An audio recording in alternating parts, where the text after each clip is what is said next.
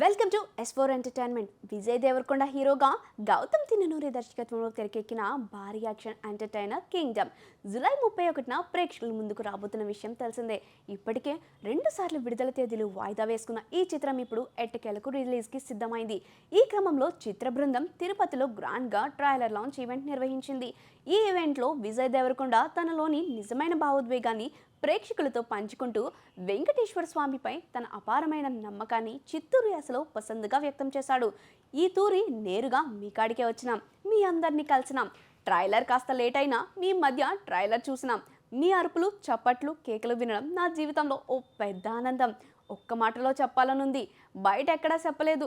గత ఏడాది నుంచి కింగ్డమ్ సినిమా గురించి ఆలోచిస్తే నా తలకాయలో ఒకటే తిరుగుతాంది.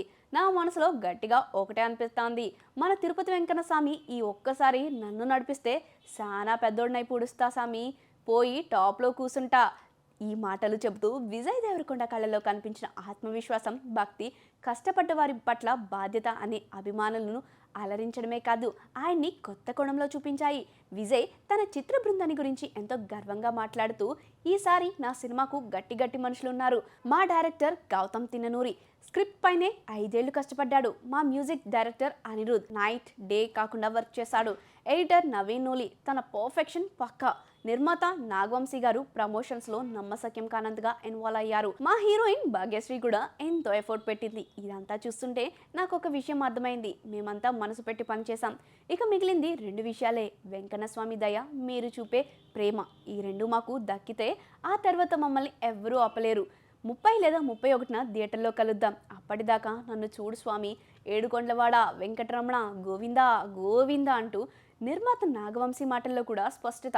సూర్యదేవర నాగవంశీ మాట్లాడుతూ, కింగ్డమ్ మా టీంకు 2 నరాల ప్రయాణం. 2018లో జెర్సీ తీసిన తర్వాత గౌతమ్ ఈ కథపై 5 ఏళ్లు కష్టపడ్డారు.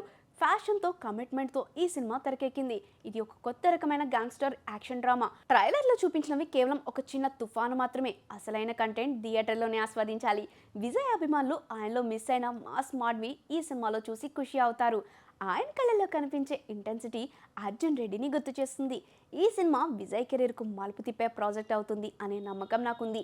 ఇండస్ట్రీ పరిస్థితి మీరు అనుకునేంత మంచిది కాదు. మేము బాగా కష్టపడితే మాత్రమే కాదు, మీరు థియేటర్కి రావడమే మాకు ఊపునిస్తుంది. మంచి సినిమాలు తీయాలంటే మంచి స్పందన కూడా కావాలి.